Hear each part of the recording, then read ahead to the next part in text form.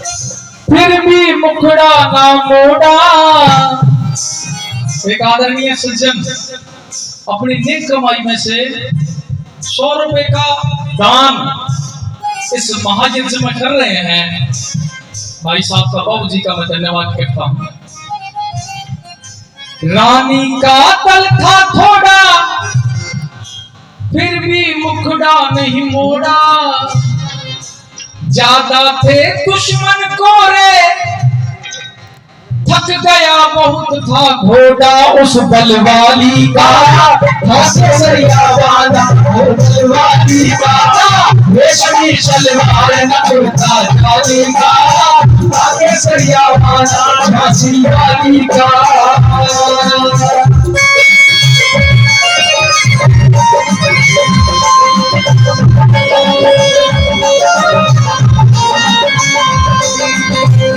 उनके सिर के ऊपर वार किया। इतिहासकार लिखते हैं उस वार से उनका आधा चेहरा कट गया। सुनिए, इतिहासकार लिखते हैं उनका आधा चेहरा कट गया, इधर की तरफ लटक गया। लड़ते लड़ते जब लक्ष्मीबाई को यह आभास हो गया कि अब तेरे बचने की कोई संभावना नहीं है, तो इतिहासकार बताते हैं कि उसने जीवन में प्रतिज्ञा ली हुई थी, जीवित या मृत मैं अंग्रेजों के हाथ नहीं आऊंगी। जब आधा हिस्सा कट के लटक गया, मरने का समय, बलिदान का समय नजदीक आ गया, तो उन्होंने अपनी प्रतिज्ञा को दोहराते हुए उस युद्ध के मैदान से बाहर निकल गई। और पास में ही ग्वालियर के पास में आप आज भी जाएंगे, महंत हुए थे गंगादास।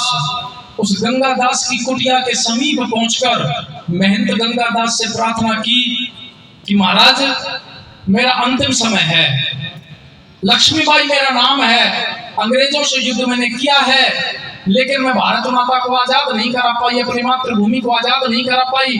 लेकिन मेरी प्रतिज्ञा थी कि जीवित या मृत मरने के बाद मेरी लाश को अंग्रेज हाथ ना लगा पाए, ऐसा इंतजाम कर दीजिए। वो महंत गंगादास, ये इतिहास की बात, प्रमाणिक बात मैं आपको बता रहा हूँ, उस कुटिया से बाहर निकल गए। झांसी की रानी लक्ष्मीबाई उस कुटिया के अंदर जाकर अपने प्राण छोड़ देती है और महंत गंगादास उस कुटिया में आग लगा देते हैं। ऐसी मेरी देश की माताएं थी, ऐसी मेरी देश की बहन थी, जिनके कारण हम सब यहाँ पर बैठे हुए हैं। उस झांसी की रानी को हम याद कर रहे हैं। कैसे बोला?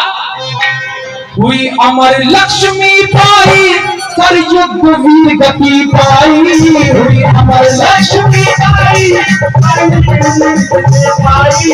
भारत की शान बढ़ाई, हर देव करे खुदाई उस बलवाली का। और आइए, उन्हें आपसे चाहूंगा, आप लोग देश भगत हैं, देश प्रेमी है, धर्म प्रेमी है, व्यवस्था को परिवर्तन करने वाले हैं। इस करनाल के ऐतिहासिक मैदान को देखकर बदमाशों के पसीने जरूर छूट जाएंगे। एक बार दोनों हाथ खोल दीजिए, दोनों हाथों की तालियों के साथ।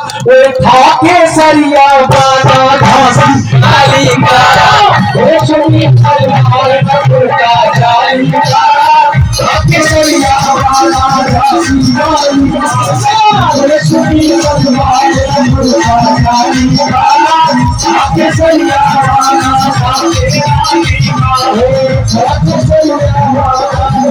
Wow.